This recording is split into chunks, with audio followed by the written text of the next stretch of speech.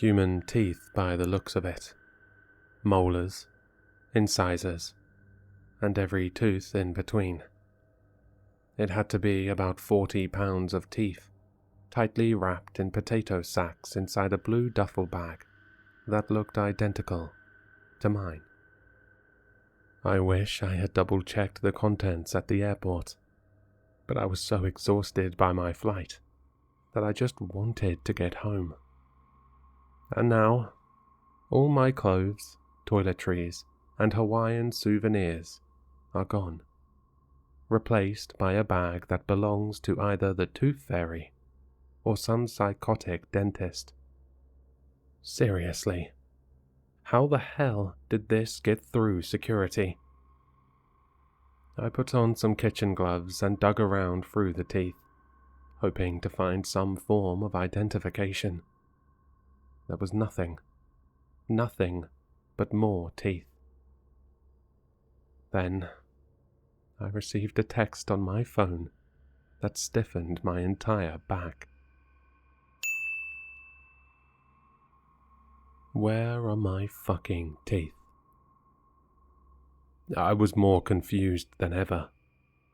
Was the person who expected this bag seriously texting this phone right now? How did they get my number?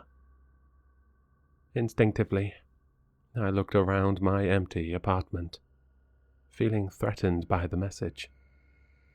But of course, the only movement was my own reflection on the balcony glass. Then my phone received a picture of an open blue duffel bag. Inside were my red summer shorts, along with my surfboard keyring and tiki mask magnet. They have my stuff.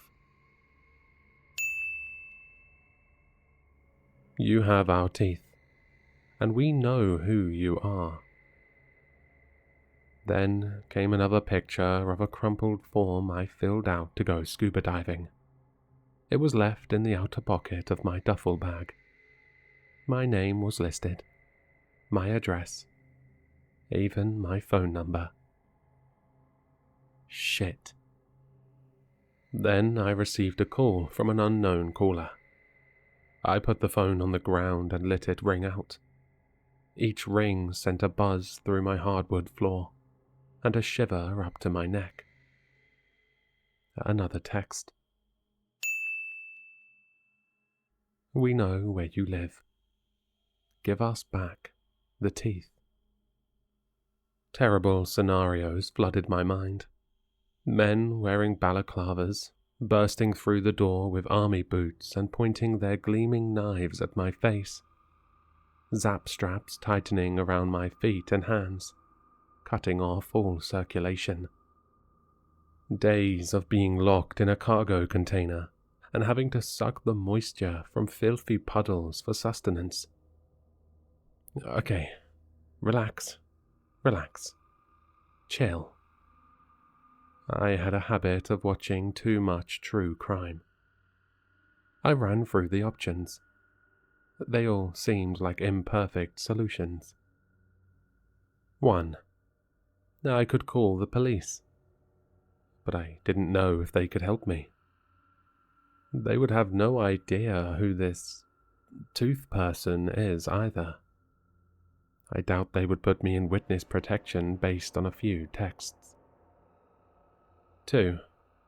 I could go stay in a hotel in a different town. But how long would I have to wait? They know where I live. They could visit at any time. I'd be living in danger. Before I could stop myself, I texted back. This was an accident. I'll give you back the bag. I didn't mean to take it. I stayed there, kneeling by the tooth bag, waiting for a reply. You will drop the bag at East Park. There is a wooden bench on the south end dedicated to the fire hall. You will place the bag beneath there at 10 p.m. I breathed a sigh of relief. Instructions. Clean and simple.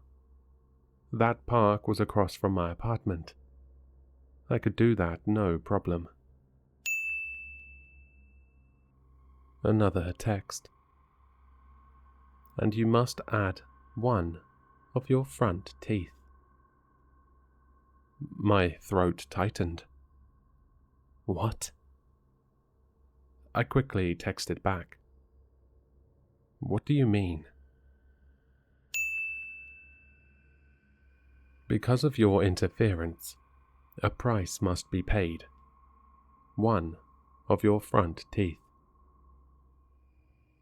They can't be serious. I stood up and closed the blinds on my balcony, paranoid that someone can see me. I had typed the single word "why," but never hit send. How could they even know if I added a tooth in or not? There were thousands of teeth in that bag. I lightly touched my 2 front teeth, so firmly planted in the roof of my mouth. How would I even pull a tooth out? Arriving around 9:30 p.m., the park was pretty cold. Most nights it snowed this time of year, but luckily it had been pretty dry for a while, so I didn't need to wear too many layers. The bench dedicated to the fire hall was easy to find, and I shoved the tooth bag directly beneath it, with a paper note on top. Sorry about the mix-up. I sat on the bench for a little bit, pretending to look at my phone. There was an old man out for a walk through the park, and a young couple with their dog. I didn't want them to think I was dropping off a bomb or drugs or something, so I stuck around for a bit and smoked a single cigarette. 1 cigarette turned to 3, then 4. I couldn't help myself. I was nervous. Would they know I didn't add my teeth? After considering it back and forth in the apartment, I left my front teeth alone. If they really wanted some extra teeth, I figured I could stop by a dental office on a later date and get them all the teeth they wanted. I just couldn't bring myself to grab a wrench and pry perfectly healthy teeth out of my own mouth. At 9:53, the park emptied out, and it started to get freezing. This was my cue to exit. I took one last drag, exhaled a large plume of smoke, and saw it contour around the edges of a strange, unseeable shape. It was really odd. It felt like there was something invisible standing only inches away.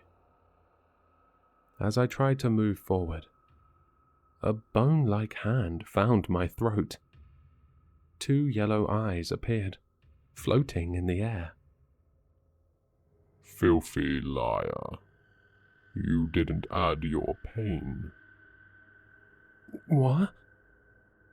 The powerful grip lifted me by the throat. I brought my hands down against a wiry, invisible arm. Each tooth remembers. The voice came as a seething whisper.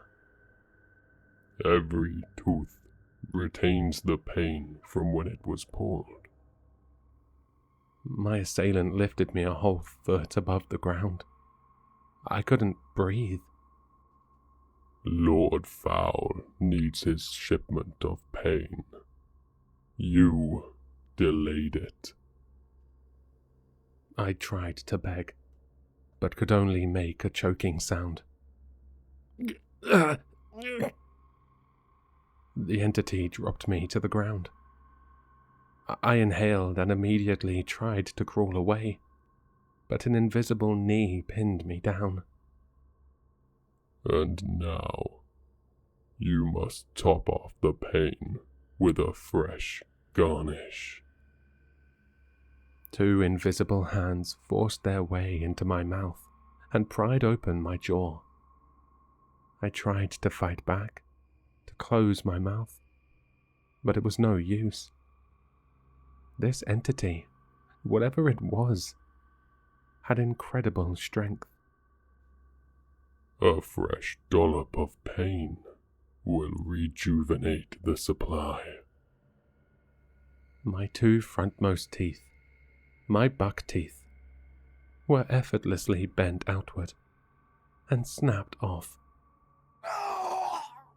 I shrieked from the pain. Tears streamed instantly. That's for stealing our bag. As if my teeth were the tabs on a soda can, the entity began to bend each one outward. All my upper front teeth, then my lower, one by one. That's for lying. That's for screaming. That's for being fucking irritating. My gums became a fountain of blood.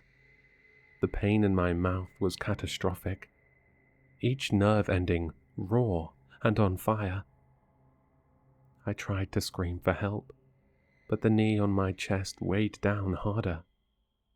Soon, I could barely make a sound. The hands plucked out all my bent, broken teeth like a series of pull tabs. Lord Fowl will be most pleased. The bony fingers travelled further into my mouth. Sharp nails dug between my molars and pulled. The last thing I remember was looking up and seeing the yellow eyes stare back at me. 2 glowing moons from hell. I almost bled to death that night. Thankfully, someone found me passed out in the park and called an ambulance, which took me into a hospital, where I recovered for 6 days straight. My mouth was a wreck. Every single tooth ripped out. Every single one. There were 1/2-inch wounds all over the roof and floor of my mouth. No conventional dentures would even fit in my desiccated gums. It took 3 months of visiting the dentist to slowly reconstruct what was destroyed.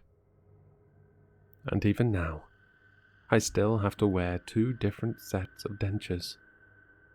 One for daytime, which allowed me to carefully chew my food, and one for nighttime, which slowly bent my fucked up gums back into place. I have no idea what the hell attacked me that night. I don't really want to think about it, or about what happened to that duffel bag full of teeth. I've since moved cities, as you might expect. In fact, I no longer live in the United States. I've moved far away. Most importantly, I bought a custom-built suitcase off the internet with zebra stripes.